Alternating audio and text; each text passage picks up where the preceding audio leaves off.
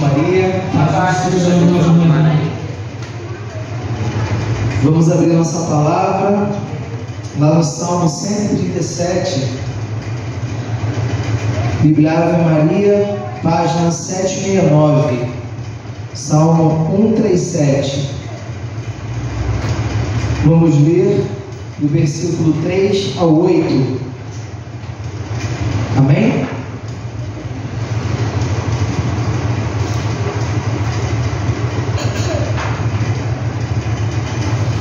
Salmo 137, do 3 ao 8.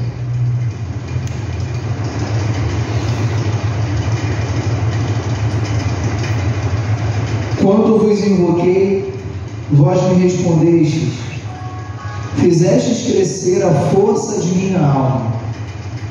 Hão de vos louvar, Senhor, todos os reis da terra, ao ouvirem as palavras de vossa boca. E celebrarão os desígnios do Senhor. Verdadeiramente grande é a glória do Senhor. Sim, excelso é o Senhor, mas olha os pequeninos, enquanto seu olhar perscruta os soberbos. Em meio à adversidade, vós me conservais a vida. Estendeis a mão contra a cólera dos meus inimigos. Salva-me a vossa mão. O Senhor completará o que em meu auxílio começou. Senhor, eterna é vossa bondade. Não abandoneis a obra de vossas mãos. Vamos ler juntos o versículo 3 e o 4. Quando vos invoquei, vós me respondestes, fizestes crescer a força de minha alma. Hão de vos louvar, Senhor, todos os reis da terra, ao ouvirem as palavras de vossa boca. Irmãos, quando eu li esses dois versículos, o 3 e o 4,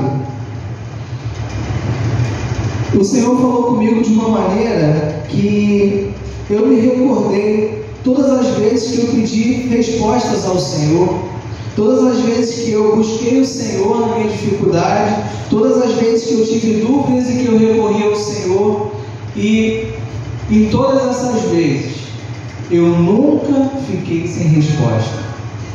Mesmo que a resposta não tivesse sido aquilo que eu queria, como diz aqui no Salmo. Vós me respondestes, fizeste crescer a força de minha alma. E eu, refletindo sobre isso, eu compreendi que muitas vezes o Senhor, Ele vai nos dar força a partir da resposta que Ele vai nos dar. E não necessariamente Ele vai fazer da maneira como nós esperamos que Ele realize, que Ele faça. Então, se eu estou desanimado, não necessariamente o Senhor vai fazer acontecer algo que eu espero na minha lógica. Talvez alguém vai chegar para me animar. Não necessariamente, pode ser, mas não necessariamente. Às vezes Ele vai apresentar uma circunstância e que eu vou aprender com aquilo e a minha força vai vir a partir disso. Porque se eu e você pararmos e entendermos o que é a nossa fé, como o Catecismo da Igreja nos ensina, a nossa fé, ela é algo racional. Apesar de nós precisarmos dar o primeiro passo, e apesar de não termos certeza daquilo que virá, a fé e a razão caminham juntas. O Senhor não nos colocaria em uma situação em que nós tivéssemos uma irresponsabilidade. O Senhor nos coloca diante de situações onde temos que ter fé, para dar um passo sabendo que o Senhor colocará ao chão. Às vezes a gente, quando fala de fé, a gente confunde, porque a gente fala de fé como se a gente estivesse dando um tiro no escuro. Não. Quando a gente fala de fé, a gente dá um tiro no alvo. Quando a gente fala de fé, a gente dá um tiro certeiro, porque o Senhor não nos abandona, porque o Senhor não nos deixa sem resposta. Porque o Senhor sempre olha por nós, como diz aqui também nesse salmo. Hão de vos louvar, Senhor, todos os reis da terra, ao ouvirem as palavras de vossa boca. 5. E celebrarão os desígnios do Senhor. Meu querido, eu e você se tivermos fé, se caminharmos com o Senhor, celebraremos todos os dias os desígnios do Senhor. O Senhor tem promessas para a minha vida e para a sua vida. Diga, o Senhor tem promessa, o Senhor tem planos. Eu e você temos sonhos, mas o Senhor tem planos concretos. E a nossa fé ela tem que ser pautada nisso. Eu não sei o que vai acontecer.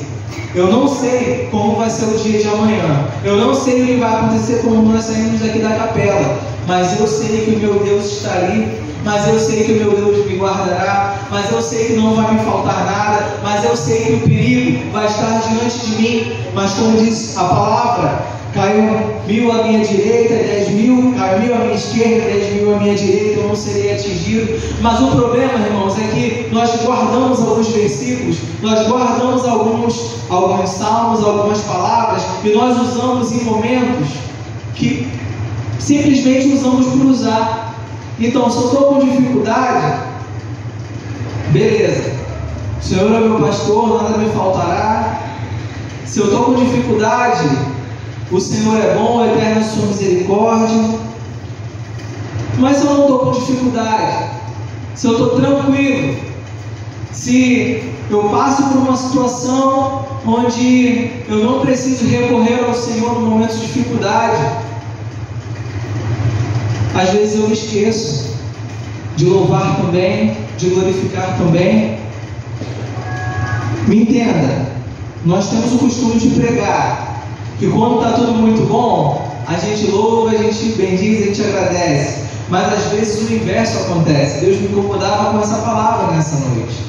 Às vezes acontece o inverso, porque no momento de desespero nós já entendemos que é só o Senhor que nós vamos recorrer.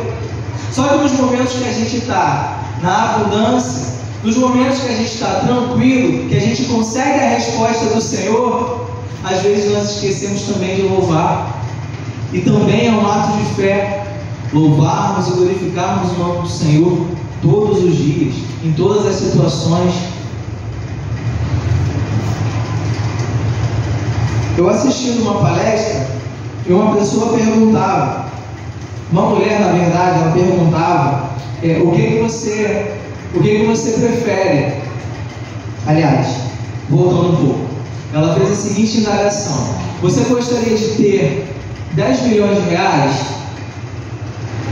Aí todo mundo obviamente respondeu sim, gostaria. E depois ela perguntou: e você gostaria de ter 10 milhões de reais se você só tivesse mais um dia de vida? O que você preferiria? Ter 10 milhões de reais ou um dia de vida? E a pessoa falou: prefiro ter um dia de vida, porque se eu tiver 10 milhões de reais e não tiver mais vida, não faz sentido. E ela falou: então por que ao invés de você acordar e agradecer, por que ao invés de você acordar e recordar que o Senhor te deu de presente uma vida, você prefere reclamar da sua vida? Você prefere olhar para o lado negativo? Você prefere reclamar daquelas coisas que você já recebeu só porque você ainda não tem 10 milhões de reais? Entende? Não adianta a gente querer as coisas, não adianta a gente querer soluções para os nossos problemas se a gente não der valor à nossa vida. O nosso primeiro ato de fé é agradecer ao Senhor, é dizer: obrigado, Senhor, pela minha vida. Obrigado, Senhor, porque eu tenho um problema. Se eu tenho um problema é porque eu tenho uma vida. Se eu tenho um problema na minha casa é porque eu tenho uma casa, tenho uma família. Se eu tenho um problema no meu trabalho é porque eu estou empregado. Se eu tenho um problema, se o meu carro quebrou, obrigado, Senhor, porque o meu problema é um carro que está quebrado. Se eu tenho um problema financeiro, obrigado, Senhor, porque hoje eu tenho uma renda. Quantas pessoas estão aí, não tem nem documentos? Quantas pessoas estão aí fora e não tem nem dignidade? Glória a Deus que o banco me liga todos os dias me cobrando. Eu existo. Ele me lembra que eu ouço, porque eu ouço o telefone tocar o tempo inteiro. Glória a Deus. Todo mundo, aleluia, Senhor. É isso, obrigado. Obrigado, Senhor. Obrigado. No tempo oportuno o Senhor providenciará tudo. A gente tem que confiar. Mas às vezes, irmãos, a gente, só no momento de aperto, de dificuldade, que a gente lembra, porque é o nosso refúgio, e é assim que tem que ser. Mas além de ser o nosso refúgio, nós temos que ter gratidão. Além de ser o nosso refúgio, nós temos que lembrar: tudo provém do Senhor. Então, se tudo provém do Senhor, e é nele que eu creio. Eu não posso negociar a minha fé, eu não posso depositar a minha fé nas coisas que passam. Às vezes a gente coloca tanto as nossas expectativas nas coisas que a gente esquece do Senhor de todas as coisas.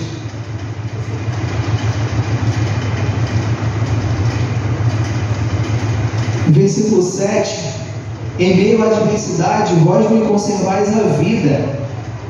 Estendeis a mão contra a cólera de meus inimigos. Salva-me a vossa mão. Às vezes a gente, mesmo tendo fé, a gente fica indignado com as coisas que acontecem com a gente, com as coisas que as outras pessoas fazem conosco. Mas, irmão, quando nós temos fé, quando nós acreditamos verdadeiramente em esse Deus, quando nós encontramos o sentido da nossa fé, esse Cristo que ressuscitou, que venceu a morte, esse Cristo que hoje nós celebramos, a nossa vida, que Ele nos deu, que Ele conseguiu para nós, quando nós temos clareza disso,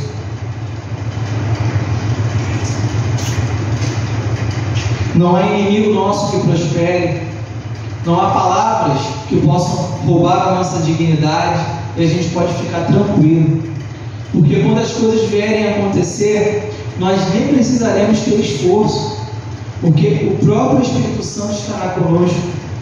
Ele nos dará palavras certas, Ele nos dará atitudes certas, Ele nos apresentará o que falaremos em tal situação. Então, eu e você, meu irmão, se nessa noite nós estamos muito preocupados, lembremos, Eclesiastes 3, há um tempo para cada coisa.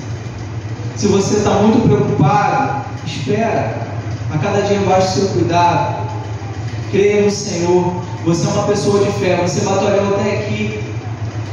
Se você olhar um pouco para a tua história, você vai entender que Deus, Ele é o seu refúgio, que Deus em todos os momentos esteve ali com você, e não é nesse momento que Ele vai desapontar você.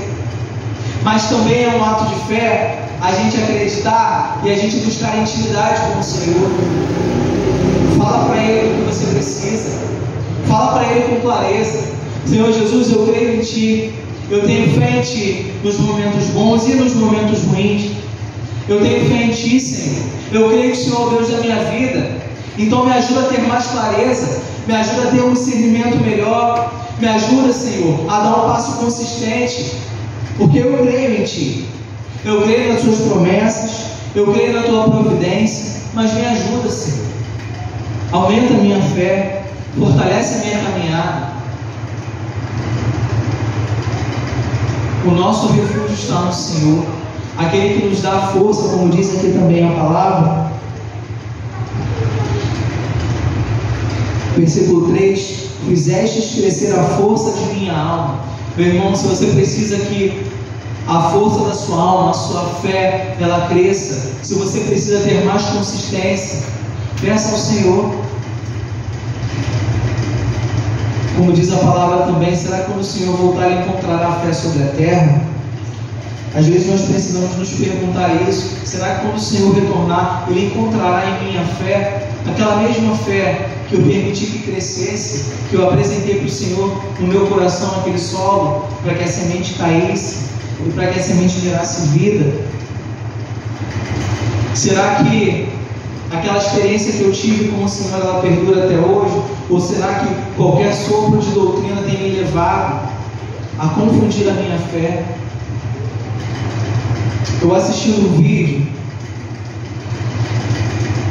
eu fiquei bem intrigado, né, com a realidade hoje e com o que as pessoas fizeram com o sentido da fé.